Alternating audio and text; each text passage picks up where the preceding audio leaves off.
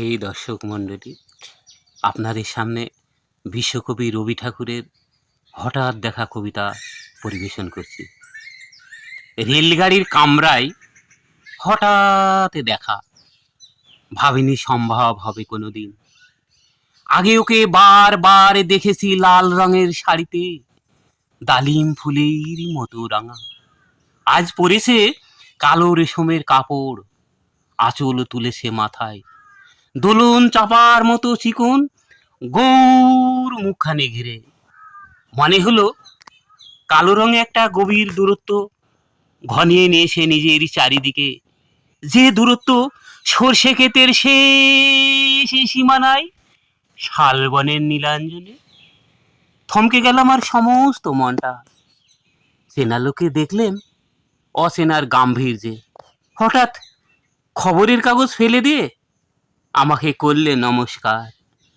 সমাজবিধির পথ গেল খুলে, আলাপ করলেন শুরু। কেমন আছো, কেমন চলছে সংসার ইত্যাদি।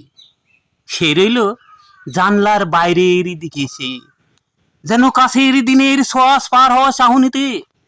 দিলে অত্যন্ত ছোট দুটো একটা জবাব, কোনোটা বাদ দিলেই না। বুঝিয়ে দিলে হাতের অস্থিরতায়, কেন সব কথা? এর চেয়ে অনেক ভালো চুপ করে থাকা।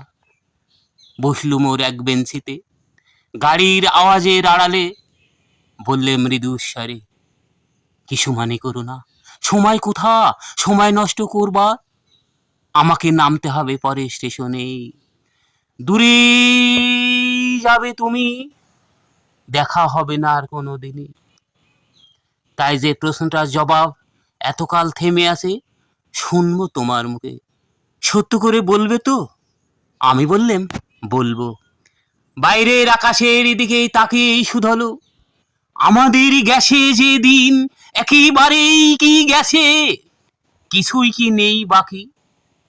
একটুকু রইলেম চুপ করে, তারপর বললেম, রাতের সবে তারারায় আসে দিনের আলোর গভীরে। খটকা লাগলো, কি জানি বানিয়ে বললেম নাকি। ও বললে, থাক এখন যাও ওদিকে। সবাই নেমে গেল পরে স্টেশনে, আমি চলে একা। ধন্যবাদ।